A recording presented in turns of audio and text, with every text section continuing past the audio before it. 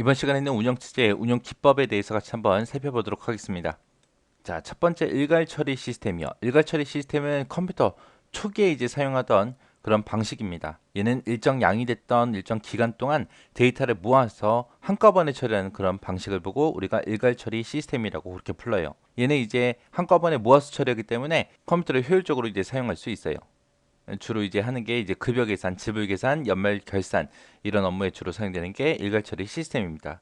우리가 뭐 급여를 받는다라고 하면 한 달 동안 일했던 거를 모아서 한꺼번에 받잖아요. 그죠? 그렇게 한꺼번에 모아서 처리되는 방식을 보고 얘기해요. 내가 만약에 일당을 나갔어요. 그러면 하루 종일 일한 거를 시간마다 주는 게 아니잖아요. 그죠? 한꺼번에 모아서 그날 저녁 때 한꺼번에 주죠. 그렇게 해서 급여 계산 같은 게 우리 일괄 처리 시스템이다라고 그렇게 기억하시면 돼요. 그 다음에 이제 실시간 시스템이요. 얘는 실시간 처리 같은 경우는 이제 데이터가 발생하는 즉시 처리하는 방식을 보고 얘기해요. 얘는 이제 처리 시간 같은 건 단축할 수 있어요. 바로바로 처리하기 때문에 처리 시간 단축할 수 있고요. 처리 비용도 절감됩니다. 얘는 주로 뭐 은행, 온라인 업무 그런 거 생각하시면 돼요. 그렇게 이제 시간에 제한을 두고 수행해야 되는 작업에서 사용되는 게 실시간 처리입니다. 은행에 가서 내가 뭐 돈을 빼거나 돈을 넣거나 할 때 바로바로 해주잖아요. 그래서 일괄 처리는 모아서 한꺼번에 처리하는 거고 실시간은 바로 즉시 처리되는 방식을 보고 얘기한다라고 그렇게 기억하시면 됩니다. 그 다음에 이제 다중 프로그래밍 시스템이요. 다중 프로그래밍이다 라는 말에서 이제 다중이요. 다중이다 그러면 이제 영어로는 멀티라고 그렇게 부르죠. 얘의 뜻이 여러 개라는 뜻입니다. 자, 여러 개긴 여러 개인데 뭐가 여러 개다? 프로그램이 여러 개다. 하나의 CPU와 하나의 주기억 장치를 이용해서 여러 개의 프로그램을 동시에 처리하는 방식을 보고 우리가 다중 프로그래밍이라고 그렇게 불러요. 우리가 컴퓨터에서 지금 현재 많이 쓰고 있는 방법이죠. 우리 컴퓨터 켜서 메신저 켜놓고 노래 틀어놓고 인터넷 할 수 있잖아요. 그렇게 여러 개 프로그램을 동시에 처리하는 방식을 보고 다중 프로그래밍 방식이라고 그렇게 얘기합니다. 해서 얘는 여러 개의 프로그램을 동시에 처리하기 때문에 CPU의 사용률과 처리량을 증가시킬 수 있어요.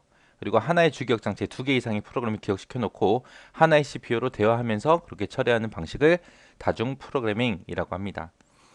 만약에 내가 CPU가 하나가 있어요. CPU가 하나가 있는데 내가 메신저를 켜고요. 노래를 틀어놓고 내가 인터넷을 하고 있습니다. 이렇게 세 개의 프로그램을 동시에 실행시키는 게 우리 다중 프로그래밍이잖아요.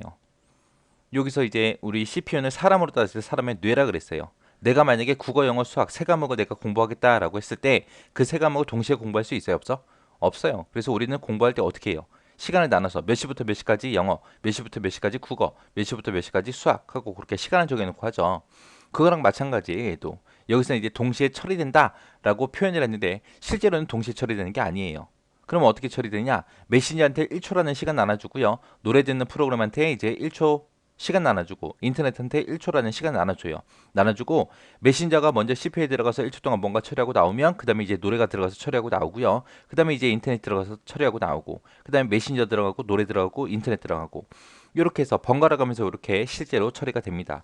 이때 저는 1초라는 시간을 나눠줬잖아요. 그죠? 근데 컴퓨터는 1초보다 훨씬 더 작은 시간을 나눠주기 때문에 그 속도가 워낙 빠르다 보니까 동시에 처리되는 것처럼 그냥 느끼는 것밖에 없습니다. 그래서 이렇게 시간 나눠주는 방식을 보고 우리가 시분할 시스템이라고 그렇게 불러요. 시분할 시스템은 이제 여러 명의 사용자가 사용하는 그런 시스템에서 컴퓨터가 사용자들 프로그램을 번갈아 가면서 그렇게 처리해주는 방식을 보고 얘기해요. 그래서 얘를 다른 말로 라운드 로빈이라고 합니다. 그래서 얘는 그때 처리 속도가 워낙 빠르기 때문에 독립된 컴퓨터를 사용하는 것처럼 그렇게 그냥 느끼는 것밖에 없어요. 그래서 하나의 CPU는 같은 시점에 여러 개의 작업을 동시에 수행할 수 없어요. 없기 때문에 전체 사용 시간을 작은 작업 시간으로 나누어서 그 시간 동안만 번갈아 가면서 CPU를 할당해서 각 작업을 처리하는 걸 보고 시분할 시스템이라고 합니다. 그 다음에 이제 다중 처리 시스템이요. 다중이다 그러면 얘가 멀티, 여러 개라는 뜻이라 그랬어요. 근데 컴퓨터에서 처리해 주는 게 누가 다 처리해 줘요? 우리 CPU가 처리를 해주죠. 그래서 얘는 다중 처리 그러면 이제 CPU가 여러 개 사용된다라고 그렇게 이해하시면 됩니다. 해서 여러 개의 CPU와 하나의 주기억 장치를 이용해서 여러 개의 프로그램을 동시에 처리하는 방식을 보고 우리가 다중 처리라고 합니다. 얘는 이제 CPU가 여러 개 사용되다 보니까 만약에 CPU가 고장이 나더라도 다른 CPU로 계속해서 이제 업무를 처리할 수 있습니다. 그래서 얘는 신뢰성과 안정성이 높아요. 이렇게 사용된 이제 여러 개의 CPU는 하나의 메모리를 공유하면서 단일 운영 체제에 의해서 관리가 됩니다. 운영 체제는 하나, CPU는 여러 개. 그렇게 해요. 그 다음에 이제 다중 모드 처리다 그러면은 처리하는 방식을 다중 여러 개 쓴다는 거예요. 얘는 일괄 처리가 됐든 시분할이 됐든 다중 처리 시스템이 됐든 실시간이 됐든 모두 제공해 주는 방식을 보고 다중 모드 처리라고 그렇게 부릅니다. 그 다음에 이제 분산 처리 시스템이요. 분산 처리다 그러면은 하나의 작업을 분산시켜서 처리하는 방식을 얘기해요. 그래서 여러 대의 컴퓨터들에 의해서 각 작업을 나눠요. 작업을 나눠서 그렇게 처리하는 방식을 보고 우리가 분산 처리 시스템이라고 해요. 그래서 지역적으로 떨어져 있는 사람들이 여러 사람들이 각자의 컴퓨터를 가지고 하나의 공통된 프로젝트를 진행하는 걸 보고 얘기합니다. 그런 게 이제 분산 처리 시스템이요.